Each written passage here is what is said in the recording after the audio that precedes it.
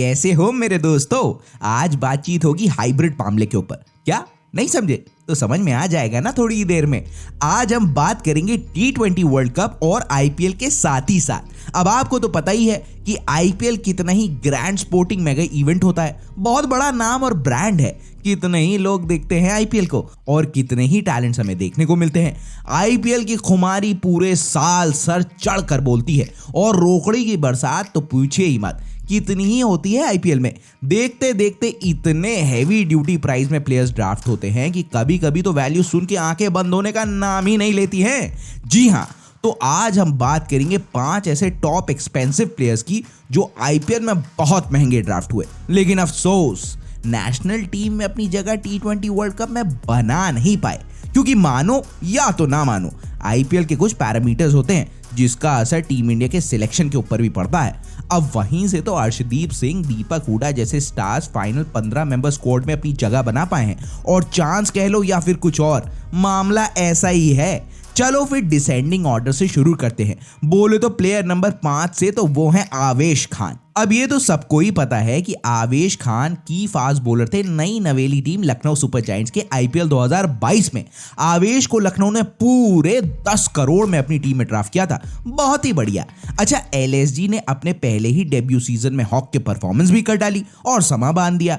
उसमें आवेश ने भी बहुत इंस्ट्रूमेंटल रोल प्ले किया था अपनी बॉलिंग से। आईपीएल 2022 सीजन आवेश के लिए बहुत अच्छा था, जहां पर आवेश खान ने 13 गेम्स में 18 विकेट चटकाए अपनी टीम के लिए 8.73 के इकोनॉमी रेट के साथ। अब यही सब हिसाब किताब रहा जब उन्होंने सिलेक्टर्स का ध्यान अपनी तरफ खींच लिया और उसके बाद टीम इंडिया में रेगुलरली टूर्स में भाई आवेश दिखने लग गए।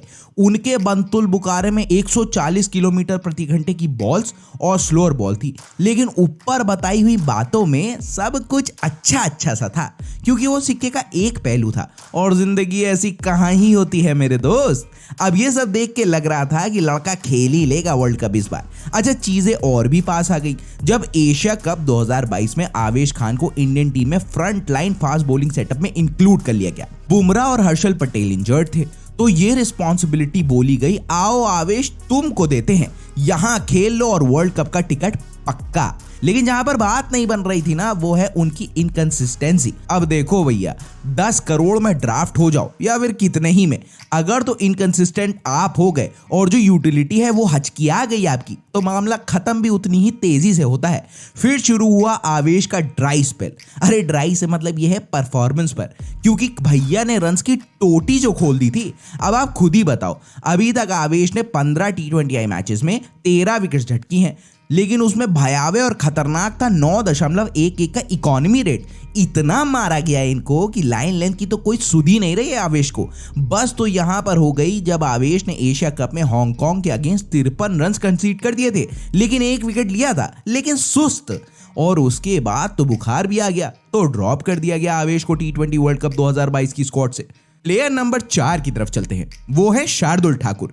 शार्दुल ठाकुर को दिल्ली कैपिटल्स ने मस्त 10 करोड़ 75 लाख रुपए में ड्राफ्ट किया। अब इनके साथ पता नहीं क्या ही हो गया कि शार्दुल रेगुलर टीम प्लेयर थे इंडियन कैंप में, और तो और शार्दुल पार्ट थे 2021 वर्ल्ड कप T20 टीम का भी। अब इनके साथ जो यूएसपी बहुत ही बड़ी है वो यह है कि गेम के किसी भी फेज में बॉलिंग करा सकते हैं और आपको विकेट्स निकाल कर दे भी देते हैं। सोने पे सुहागा वाला मामला भी करके देते हैं जब Shardul Thakur lower middle order में आकर बैटिंग से भी कमाल कर देते हैं। बहुत ही बढ़िया।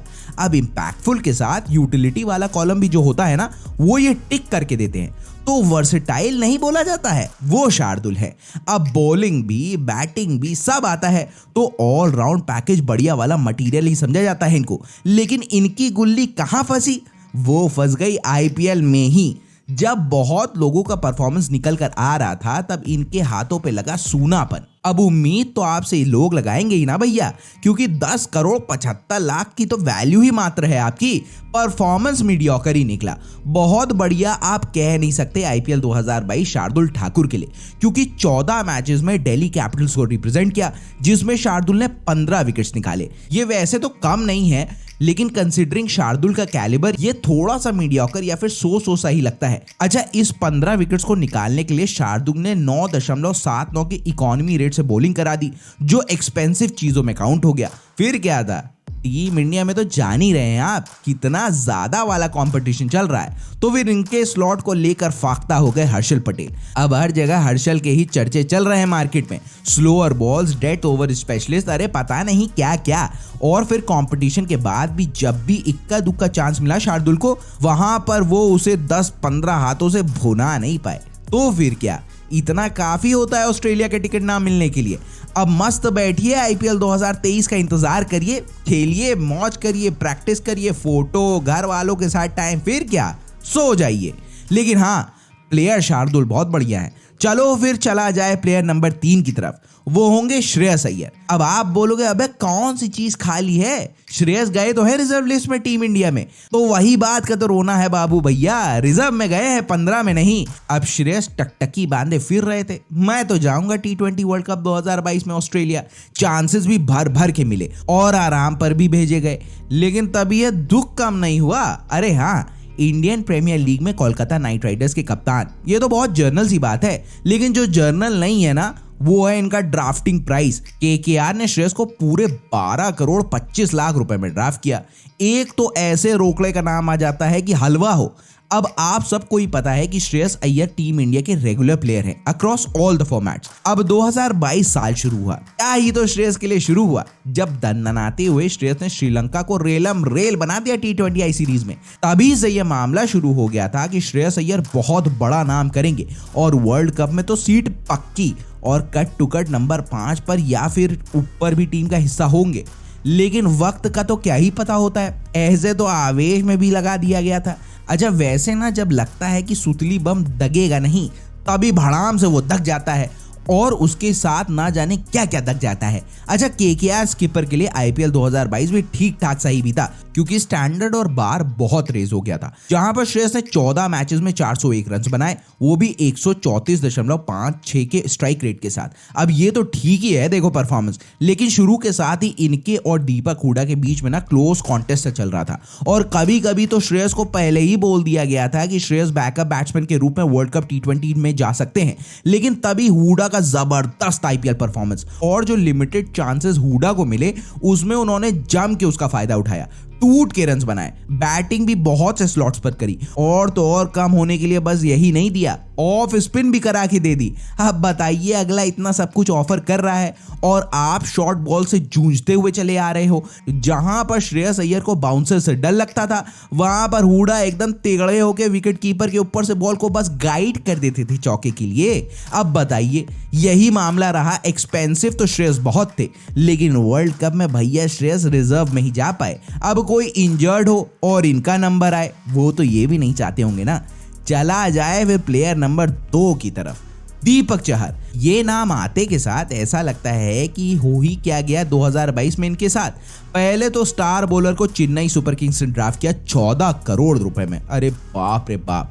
फिर चहर के इंजर्ड होने की खबर मार्केट में आ गई। पहले लगा खेल लेंगे, फिर आईपीएल 2022 के टूर्नामेंट से बाहर हो गए।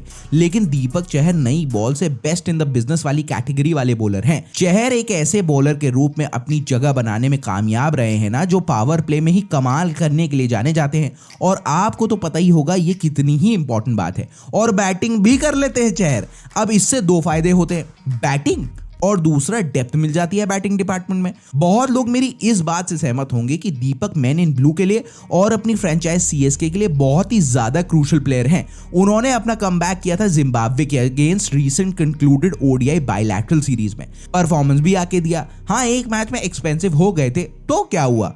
अब इनके साथ दिक्कत कहां पर आई कि इंजरी के चलते दीपक ने काफी मैचेस मिस किए, तो लगा भाई को तो गेम टाइम ही नहीं मिला है। लेकिन क्या यही पैरामीटर सही होता है क्या? हर्षल भी इंजर्ड हुए थे, लेकिन सही समय में हर्षल ने फिटनेस गेन कर ली, तो फिर दीपक का नाम 15 मेंबर्स इंडियन स्क्वाड में नहीं जा पाया और वो रिजर्व प्लेयर की लिस्ट में शामिल हुए। लेकिन मुझे जेन्युइनली लगता है कि चहर को टीम इंडिया में रहना चाहिए था। अब आप अपनी राय कमेंट बॉक्स पर मुझे जरूर बताना। तो चलते हैं ताज पर जो बैठा है, उसके ऊपर नंबर 1 पर है टॉप एक्सपेंसिव प्लेयर जो अपनी जगह वर्ल्ड कप टीम में नहीं बना पाए, वो है none other than Ishan Kishan.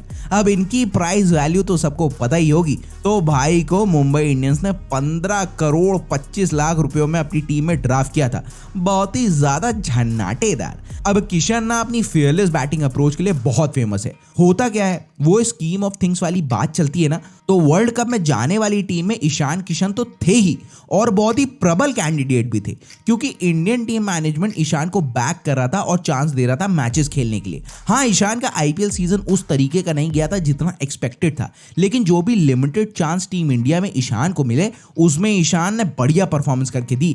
At least कुछ लोगों से तो डेफिनेटली अच्छा किया। 15 करोड़ 25 लाख कोई रकम होती है बॉस। अब ऐसे ही तो फ्रेंचाइज लगा नहीं देगी ना। लेफ्ट हैंडेड है, विकेट कीपर है और ताबड़तोड़ बैट्समैन है। अब यही सारी चीजें क्लब होकर एक कंप्लीट पैकेज बनाती है।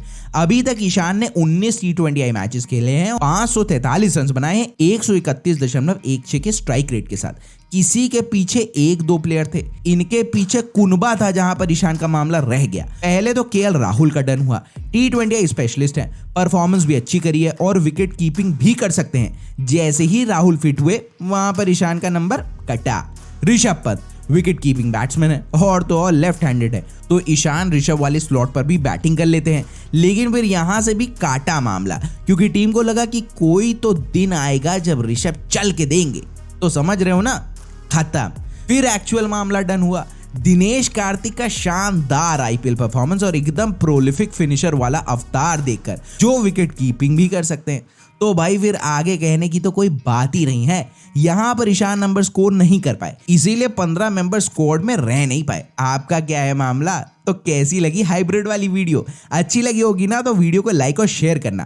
कंटेंट अच्छा लगा होगा और फिर पहली बार चैनल पर लैंड हुए होंगे ना तो सब्सक्राइब करना। अच्छा सा लगता है फिर बेल आइकॉन भी प्रेस कर देना, तभी तो नोटिफिकेशन आपको मिलेगी कि स्विंग की वीडियो मार्केट में आ गई है। फिर मस्त अपनी सुविधा के अनुसार आप वीडियो देखना, लेकिन तब तक अपना और अपने घर वालों का बहुत ही अच्छी तरीके से ख्याल रखना, ठीक है? फिर मिलता हूं मैं आपसे।